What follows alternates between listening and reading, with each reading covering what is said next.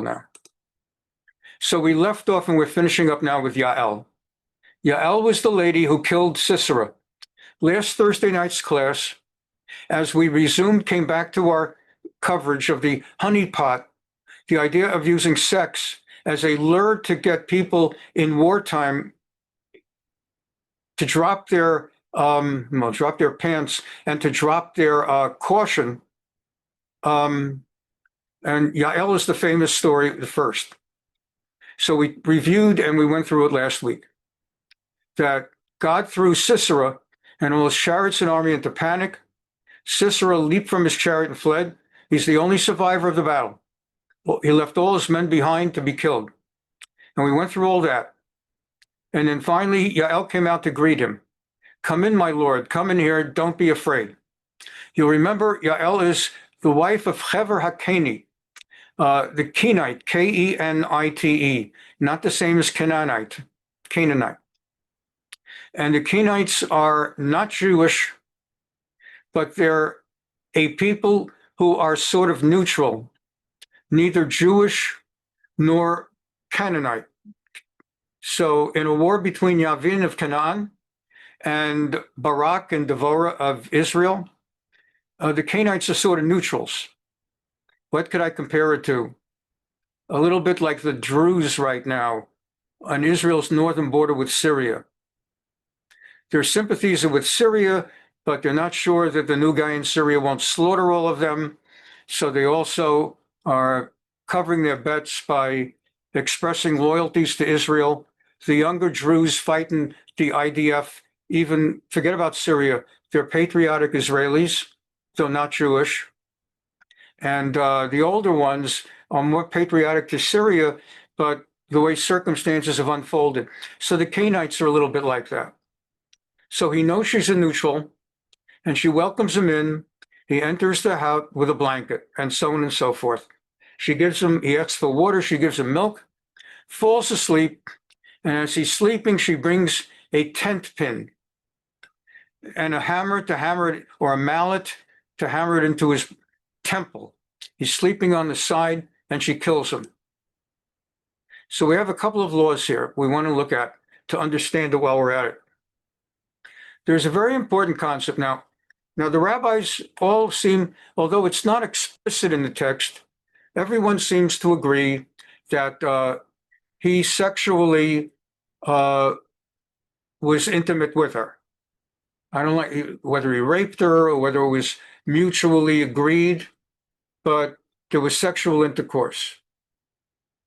And there's a discussion that goes beyond that, and the generally accepted, although others don't accept it, opinion is that he did it 7 times.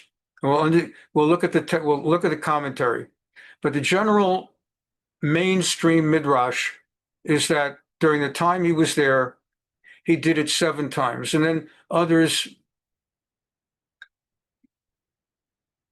can a man do that 7 times in a period of 2 hours?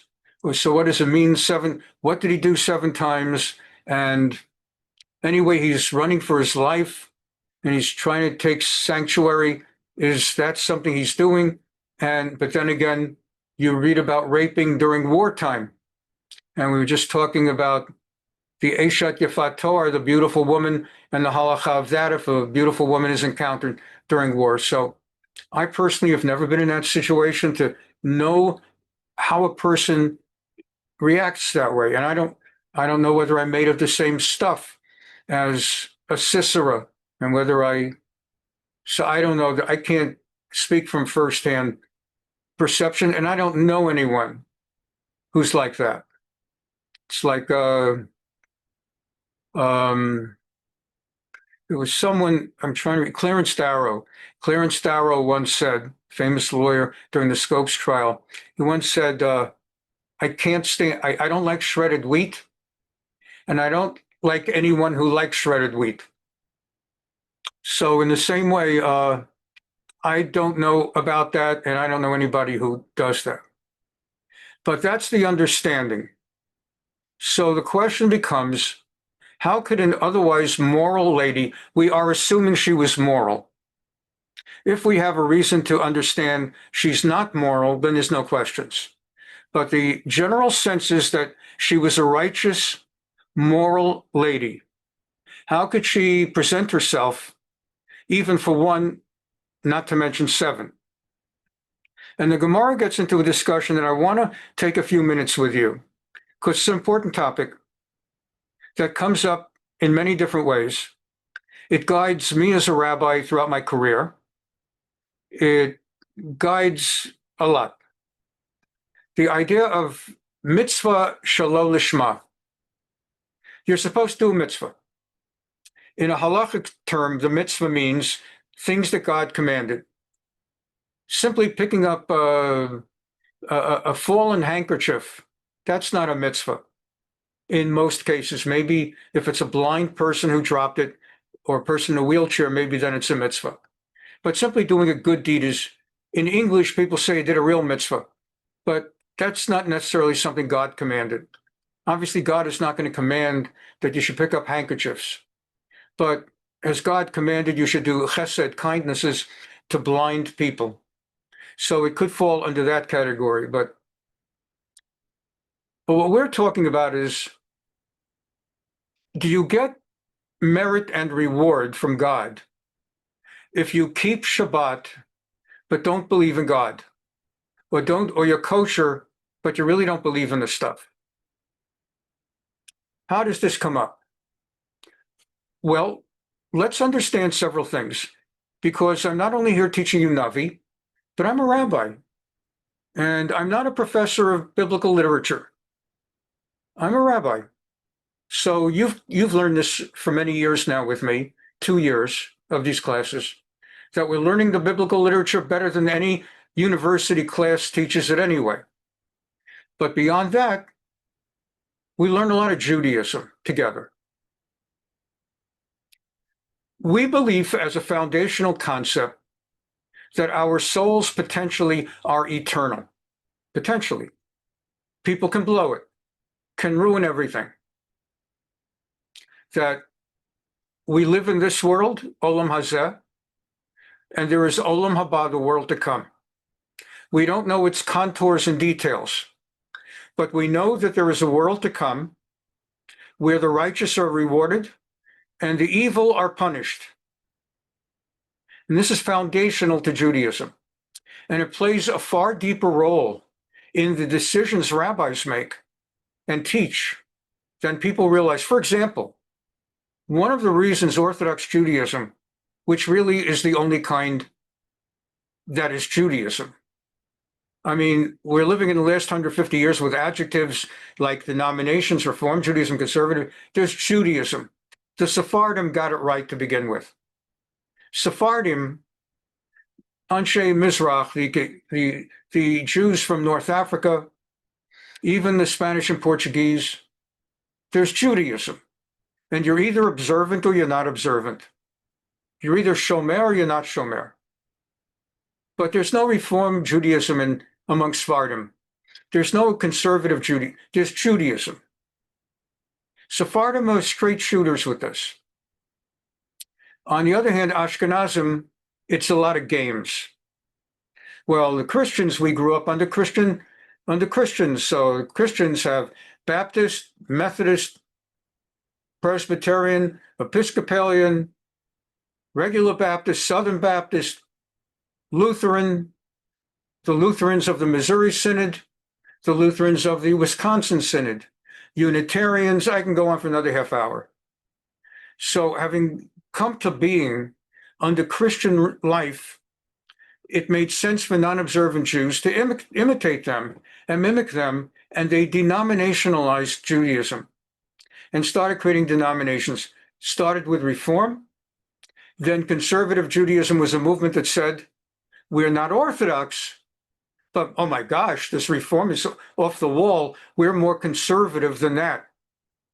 And that's how these left-wing liberal Jews end up calling themselves conservative Jews, because they're comparing themselves to Reform.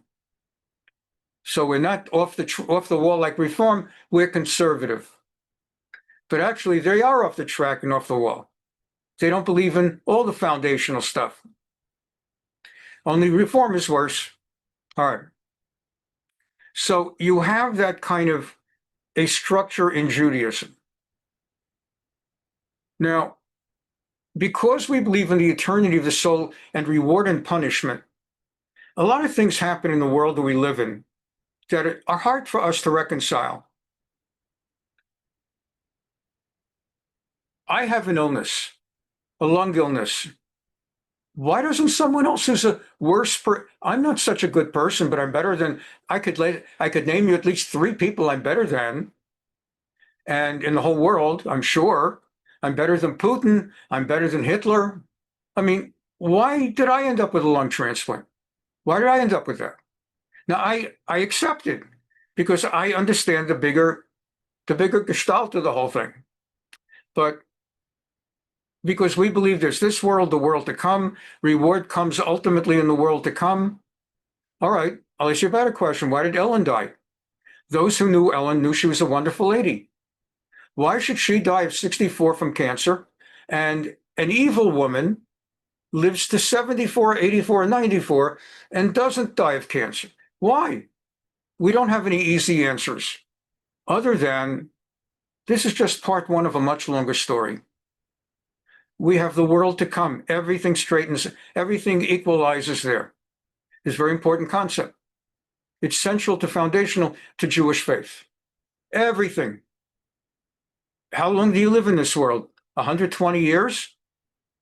If you make it that long, if you eat a lot of yogurt in the Coral Mountains or whatever it is, all right, 120. How long has Avraham Avinu been around? 3,000 years? What's 175 years, his lifespan, compared to the next 3,000? So it's the long game that we're playing. Now, how do you get a good long game? We believe by doing mitzvot, by serving God, honoring God, observing God's laws. And that's where it all straightens out. And that's where Hitler gets his also. Like, how does Hitler get his? What, that he was under so much pressure and stress at the end of the war that he killed himself in the bunker? That's enough? That's enough after what he did? There's a world to come. That was the bet. Once he ended up in the world to come and went before his maker, he wished he could be in his bunker shooting himself in the head. That's also part of what we believe. So with all of this, a rabbi and many of you as individuals find yourselves encountering people and you invite them to your home for Shabbat. Come join us for Shabbat dinner tomorrow night, or join us for... So what's going on here? First of all, we're sharing the good news. Like the Christians, the evangelicals are there to share good news, and well, we share our good news.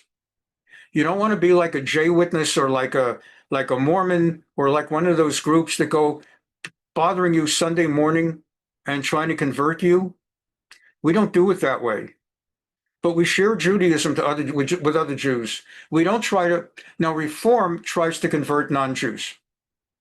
That is part of their ideology, because half of their members are married to non-Jews. So they have to deal with all of that. Half of their membership is non-Jewish. Half of their bar mitzvahs and bat mitzvahs are non-Jews. And so they try to convert Marilyn Monroe to Judaism. And these are jokes. They're jokes whether it's Marilyn Monroe and Elizabeth Taylor, or whether it's people that are not famous. They're Jewish, not even for a minute. Even when they sincerely want to be Jewish, they don't realize that they're doing a conversion that has no meaning. And you all know that. That's why you know of people who'll tell you, I went through a conversion. Nowadays, people will say, I went through an Orthodox conversion. Actually, I correct people and tell them there's only one kind of conversion. There's a conversion. If what you went through is with the Reform and Conservative rabbi, Habibi, you never went through a conversion to begin with. But I understand what you're trying to say. So the reason for the Orthodox conversion, we just learned about Ruth, is you take on the body of mitzvot, God's commands, you accept that God Almighty exists and ordered and commanded those laws at Mount Sinai to Moshe Rabbeinu. So you have to make certain affirmations, not just that you will observe Shabbat and be kosher, but you believe that God commanded that to Moses at Mount Sinai. You believe every word in the Torah is a true rendition of what was spoken and what happened. The Navi is a little more complicated, like what we learned in Tuesdays, 2 Samuel, and all these stories, book of Joshua, Judges, the books of the prophets, Shmuel Aleph and Bet, and Malachim Aleph. That it's a little bit more of a discussion, but a person who converts must believe that every word of the Torah is true from God. All right. So now I'm inviting this person for Friday night dinner. And let's say it's a Jewish person. Every minute of the day, I'm trying to rack up points, Olam Haba points, everything I do in my life. I try to rack up points for Olam Haba. Because, I mean, honestly, I don't know where I stand. You look at me, you see a rabbi and but I know who I am. And I know I try my best, but I know that I'm not perfect. I don't want to speak about other righteous people who are not perfect. It's enough for me. I know I'm not perfect. So life, every day of my life, I'm trying to rack up points. And you share with other people. You invite them to Shabbos. If they're Jewish, you're facilitating them racking up points for the world to come. When their soul goes before God for judgment after 120 years, that's the term we use. That's what Moses lived 120 years. But when a person goes before God at 120 years, they're going to open up the ledgers, and they're going to go back over the guy's life with the guy present. Well, here's what we have. You did this, but you did that, and so you can't get enough good points. You may not even be aware of some of the bad points. It's not only that you can't shoot people and stab people and trip blind people and curse deaf people. There's a lot of stuff. Make fun of someone's last name and they feel humiliated, even though you can't understand why they're so upset. I just made a little joke about his name. It's nothing. Meantime, he goes home, the kid's crying to the mother, or the girl is crying to the mother. They made fun of my name. You don't know how many points that is on the wrong side. How many things. You have to be very careful. Listen to Lashon Hara, God forbid, to slander. So the slanderer, of course, and the listener is also racking up a certain amount of bad points. And then Yom Kippur, we ask God to forgive us and clean the slate.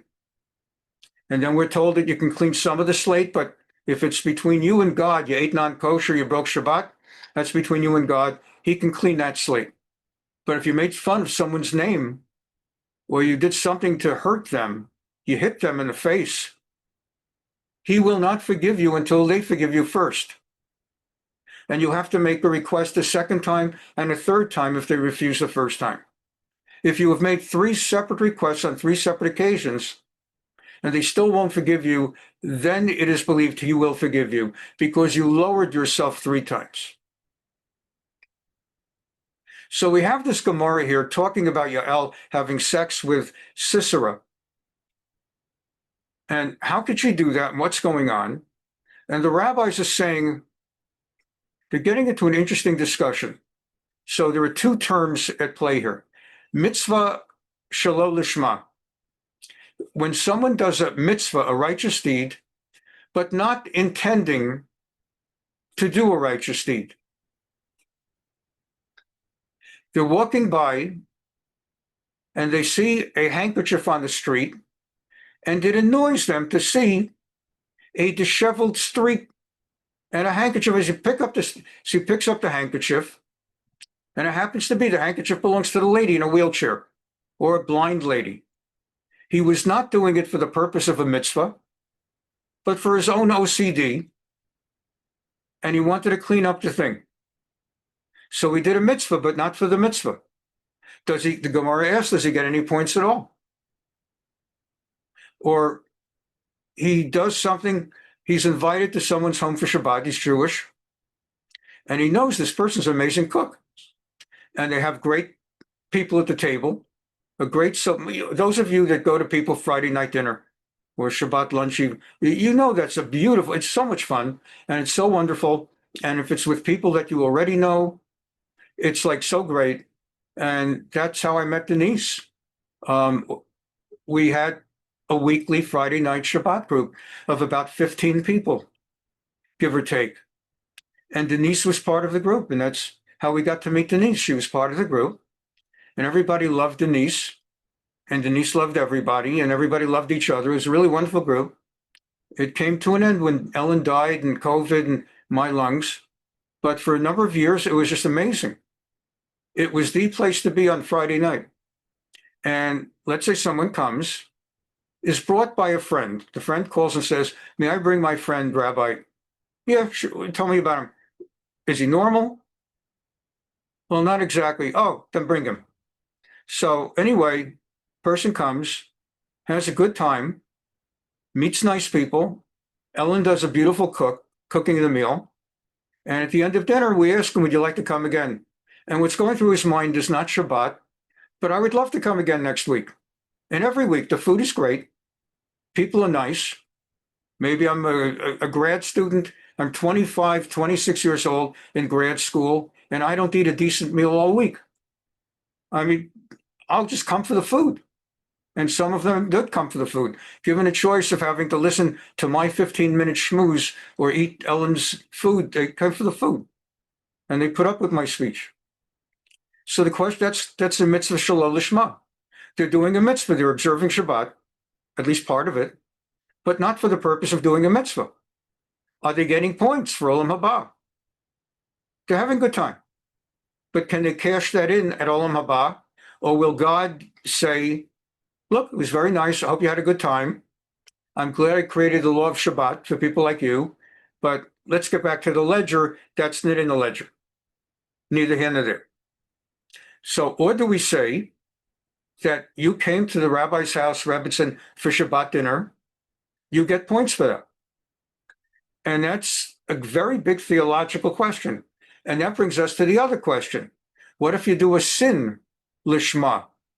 Hard to imagine. What if you do a sin because in your mind you're serving God with that sin? How could that be? The classic case is Yael. If Yael the Kenite felt she was serving God by allowing Sisera to have sex with her 7 times, putting him in a state of being where he'd soon fall asleep and she could kill him with a tent pin for the Jewish people, do we say that she committed 7 sins that are going to be held against her when she goes for judgment? Do we say that she's not Jewish? It doesn't even count. Either way. Do we say it was a mitzvah? So that's the theology behind the Gemara and behind the Yael question. Omar of Nachman by Yitzchak, Rabbi Nachman, the son of Yitzchak, said, "Gedola avera lishma, it is more righteous to do a sin with the intention of serving God by that sin. That is greater, Gedola avera lishma, mi mitzvah shelo lishma. It is greater to do a sin with the understanding in your head that you're serving God, not sarcastically, not baloney, but the real thing. That's greater than doing a mitzvah, but not for the purpose of the mitzvah." Got that? I'm doing a sin, consciously feeling I'm serving God by doing this. I'm doing a mitzvah, but I'm not doing it as a mitzvah. I just like the food. For Amar Rav Yehuda Amarav, but another rabbi taught, "La'olam ya'asok adam b'Torah u'v'mitzvot afilu shelo lishman." Another great rabbi of the Talmud taught, you should always do mitzvahs and learn Torah, even if you're not doing it for the religious righteousness, to get Olam Haba points, to get points for the world to come. So one opinion is that it's better to do a sin for purpose than to do a mitzvah without intending to get points. And the other rabbi says there's a lot of points to be gotten if you do a mitzvah, even not on purpose. Shemitov shelo lishman ba lishman, because by doing mitzvahs on a regular basis, but not for the right reason, you eventually will come to a point where you start finding you like that mitzvah so much that you decide to do it for the right reason. Again, let's say there's someone in our classes. I know I get feedback that all of you love these classes. No one's forcing you to attend the classes. It's not part of a parole, the conditions of parole, that you're under house arrest and you need to attend my class as punishment for your crime. You love learning with me, and I love learning with you. Let's say you're learning with me. You read an article I published. It said something like, if you'd like to learn with me, you started learning, you decided, I'm not religious. I don't believe in God. But I really like this guy's classes. I like the puns. I like his stories. And I always come away feeling I got something out of it. So I'm not religious, but I'm inspired. So the question is, the rabbis teach, continue going to the classes. Even if you're not doing it for the purpose of fulfilling a mitzvah, which is an important mitzvah. V'hagita bo yomam v'layla. You should learn Torah night and day and night. Because if you do it long enough, one day, something will click for you, maybe, and you decide, you know what? I'm actually into this. Not only the class, I'm starting to get fulfillment, a sense of meaning in my life that I did not have earlier. So that's it. Kosher. Person goes to the kosher restaurant because they're trying to get a job, and the hiring partner is an Orthodox Jew. So he'll eat wherever he's told to eat. But he's not eating kosher to fulfill the mitzvah. He would just as well do the employment interview over pork or bacon. But if a Jew eats kosher and frequents a kosher restaurant or kosher restaurants, not for the purpose of doing God's will, there is a thought that in many cases, over the course of time, they will start deciding, I'm going kosher. I never went kosher before. It seemed I live in a place where there's like only 1 or 2 kosher restaurants, and there's 5 billion non-kosher restaurants, and it's just too demanding. And it's not like I'm anti-kosher, but it's just not for me. And then you've been doing it for a year or two, not lishma, not to get olam haba points, world to come points, but you started eating kosher. Your 2 best friends meet every Sunday for kosher lunch. I don't know.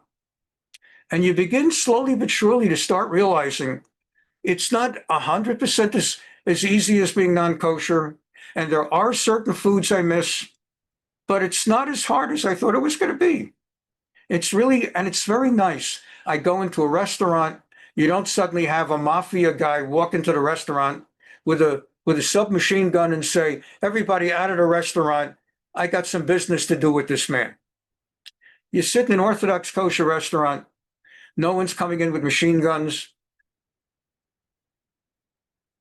Everybody's nice. Everybody's smart. People smile at you, like the way bus drivers, if you're on a bus and the bus driver waves to the bus driver coming the other way. When I was a kid, I remember I'd ask the bus, in summer camp, I went to day camp.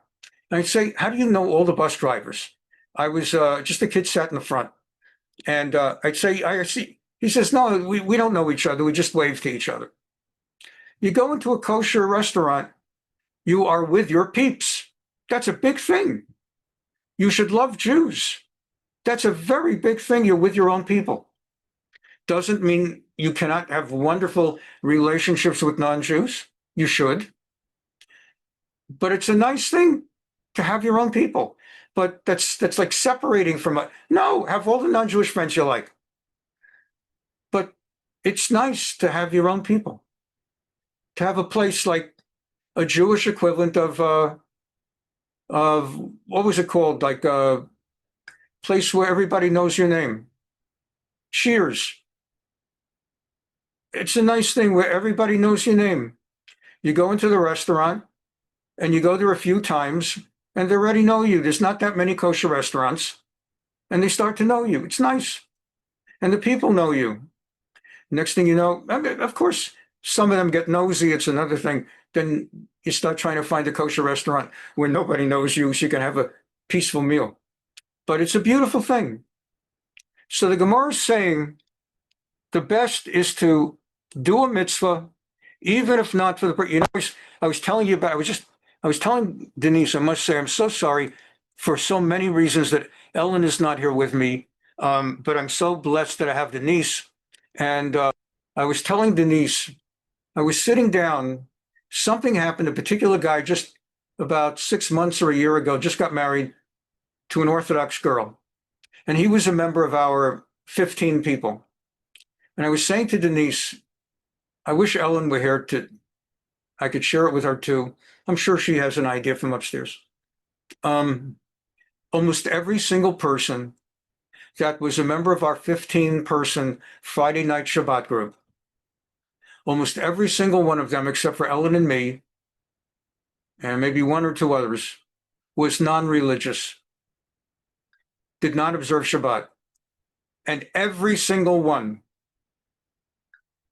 3 years later, had become Sabbath observant on their own. They had moved to other neighborhoods, moved from Irvine to LA. Another one moved out to Reno, Nevada, and they went into other areas. And I don't see them. They don't see me. We don't see Ellen. And I get the updates. They all became Orthodox, except for one who was mentally ill. That's a story unto itself.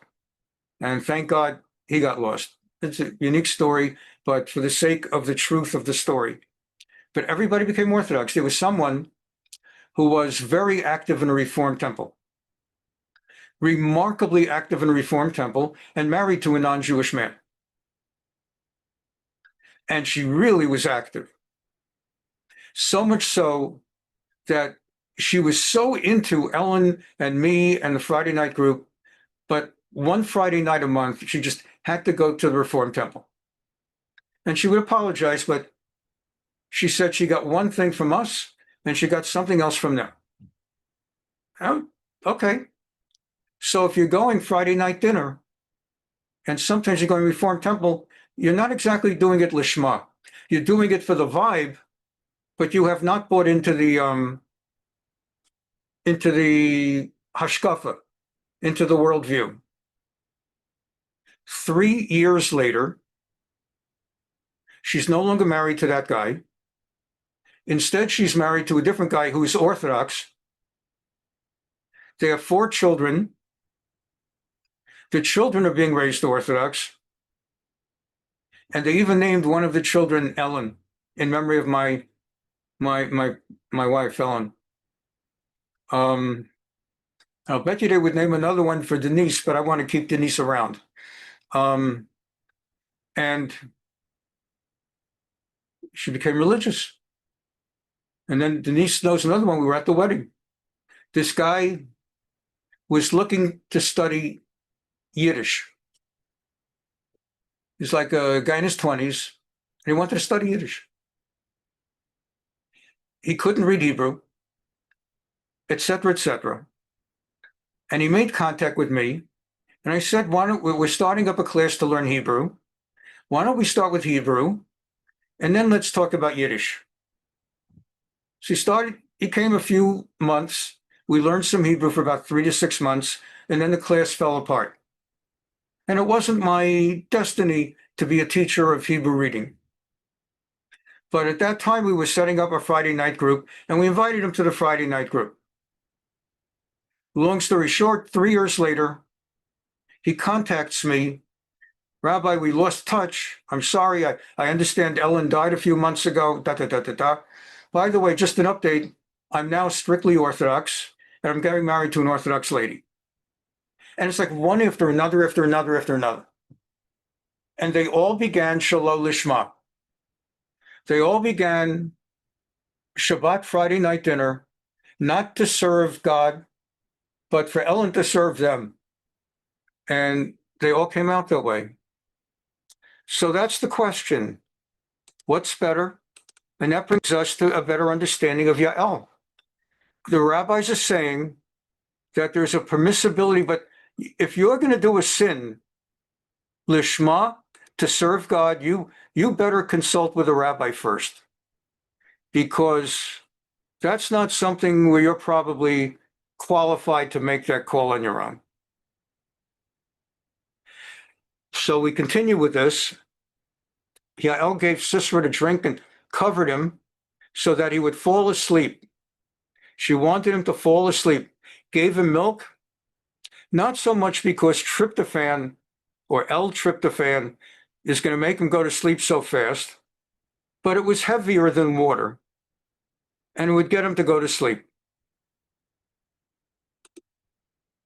So the Gemara keeps on, and for this we go, well, do it next time. Let's see how it goes. Do that.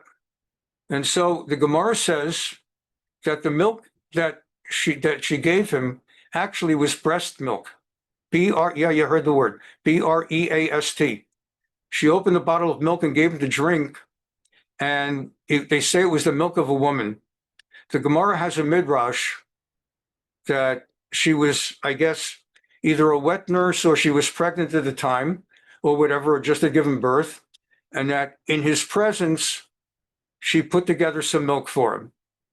And this would be, was it to be sexy, take his mind off things, get him to go to sleep? I don't know. But I'm filling in the story for you. And so he fell asleep on his side, his temple exposed. And she took the mallet or the hammer in one hand, and the tent pin in the other hand. Again, I don't know whether you can picture it in your mind, what I mean when I say a tent pin. But you've seen a tent. Think of Columbia University. You've seen tents, and they have these stake, S-T-A-K-E, and they hammer in a few of them to hold the tent in place. And it's a big thing. It's not just not a pin. It's a pin like a bowling pin. It's a pin. And she went to, as we know, she went to do him harm. So she took it. However, she did not have the strength in her biceps, whatever, to hammer the tent pin through his head. It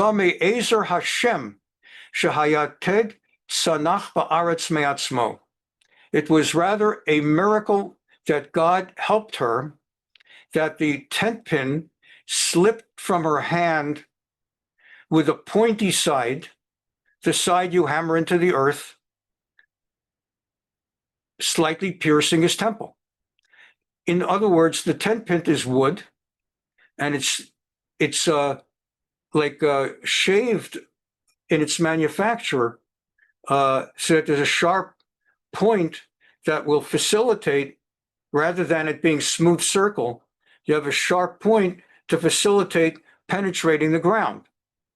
And it was so heavy that it slightly penetrated his temple anyway, as she dropped it.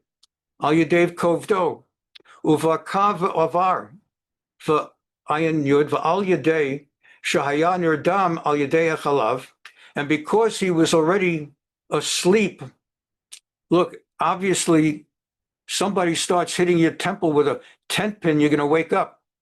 But he was so tired and worn out, and he'd been running, and he'd just been through a battle where everyone else is killed, and he's filled up on milk, breast milk yet. And so he couldn't quite immediately wake himself up before she finished the job. He died immediately. So in Judges chapter 5, it tells us, and with this, we're closing these last three, and then we go next week to Bamidbar 23 to 25, how Bilam used sex to try to bring down the Jewish nation with Midianite women. But for these three, let's finish her up quick. The following chapter 5 tells us that the women and men of the country, Canaan, meanwhile, were waiting for Sisera, the general, to parade home victorious with a whole bunch of Hebrew slaves in chains. That's the way it used to be. He would go to war, and on the way back, just like the Romans, the image of Titus bringing back Jewish slaves, marching under the arch of Titus when he brought them back into Rome. And so that was he was a well-known general, often victorious, and he would parade back the main thoroughfare. And everybody would wait on their balconies to cheer.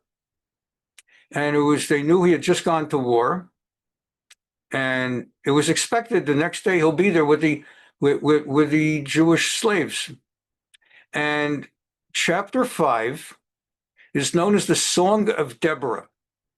It's one of the main songs in the Tanakh, in the Bible. There's the song Moshe Rabbeinu sang the song at the Red Sea after the sea split and then capsized on the Egyptian soldiers. Az Yashir Moshe Uvnei Israel et Hashira Hazot. That was a song. In Ha'azinu, the next to last Torah portion of the entire Torah, there's the Ha'azinu song. Ha'azinu Hashemayim va'adabera v'tishma ha'aretz imrefi ya'arov ka'matar likhi tizal katalim rati chizirim yala deshe v'chervivim yala esev. It goes on. So that's a second song. And in Judges 5 is the Song of Deborah, celebrating the victory of the Jews over Sisera, King Yavin, and the Canaanites. In her song, she relates in the lyrics that the mother of Sisera was on the balcony waiting for the great parade to come so she could cheer on her victorious son once again. And she says in the song, narrating what happened, she says as follows.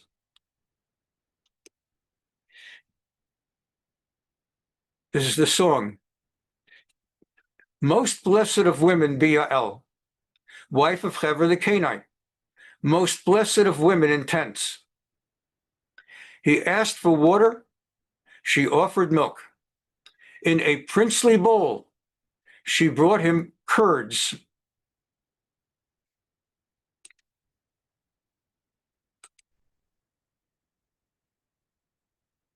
Her left hand reached for the tent pin, her right for the workman's hammer. She struck Sisera, crushed his head, smashed, and pierced his temple. And here's the key pasuk, beyond everything else. At her feet he sank, lay outstretched. At her feet he sank, lay still. Where he sank, there he lay, destroyed. Bein ragleha korah, nafal shachav. The rabbis say that Deborah put into pasuk Chav Zayin, verse 27, several verbs conveying falling between her legs, between her legs. So you've got korah, nafal, shachav, where the English translation, as always, is inadequate, and it says he lay outstretched. Actually, the text says between her feet, her legs, korah, he bent over. Nafal, he fell. Shachav, he lay. That's three. Bein ragleha, korah nafal. She repeats it.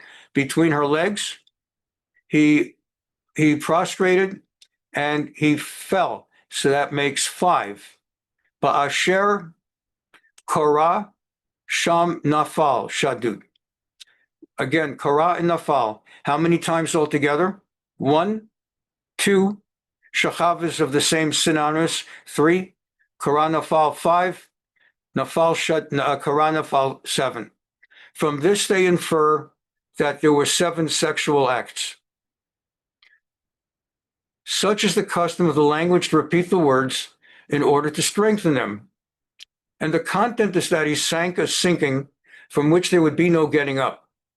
There is a homiletical teaching about it, though it is a little far-fetched, that between all the mentions of sank, lay, and fell, there are 7. So the rabbis said that the wicked man had sexual intercourse with Yael 7 times on that day. And that's where that comes from the Song of Deborah. And then through the window peered Sisera's mother. Behind the lattice she whined. Why is his chariot so long in coming? Why so late the clatter of his wheels? The rabbis learned from the word vatiyabev what they translate as whined. Well, it's not whined, it's a bad translation. Vatiyabev, she wailed, W-A-I-L-E-D, she wailed. And from that, they learn one of the laws of blowing shofar on Rosh Hashanah. Interesting stuff. But the mother of Sisera is the source for part of the Rosh Hashanah blowing of shofar. On the one hand, the Torah commands us in Parshat Pinchas, the book of Numbers by Midbar, chapter 29, maybe 28, I think 29. The commandment of the 7th month, the first day of the 7th month, that's Rosh Hashanah. You should blow, it's a day of truah, of blowing, an instrument, and of course that's the shofar. As you know, there are 3 sounds of the shofar. There is the long one, tekiah, and then there's the middle one that's made of 3 parts that's supposed to be the same length of time, only divided in 3. Shavarim. And then there's teruah, which is the 9 or more itsy bitsy ones. And that's teruah. Teruah is supposed to represent wailing in bitter tears of crying. And it is based on the mother of Sisera having wailed when her son did not show up at the parade. And slowly but surely it began to dawn on her that he was dead. How else explain that the general who led the armies in battle is not at the parade? And by the way, how else to explain that there is no parade? She figured out on the balcony something happened, and she started wailing. And from that wailing, the rabbis said there should not only be a loud proclamation, tekiah, as if you're proclaiming to the world God's majesty on Rosh Hashanah, but there should be the middle sign, shavarim, and there should be the wailing to bring out the emotions within us as we contemplate our sins, God forbid. Finally, closing it, the last one for today, is going to be actually what we're going to start with next week. Namely, we're done with Yael and her using sex to kill the enemy of the Jewish people.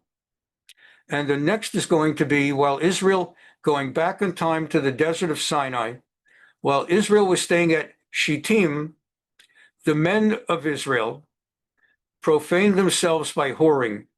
They began having sex with the Moabite women. We're going to learn next week in greater detail. Essentially, Bilam, the evil prophet, persuaded King Balak of Moab. We failed to take down the Jews with cursing. Let's try a different tack. Let's get God angry at the Jews. Well, how am I going to do that?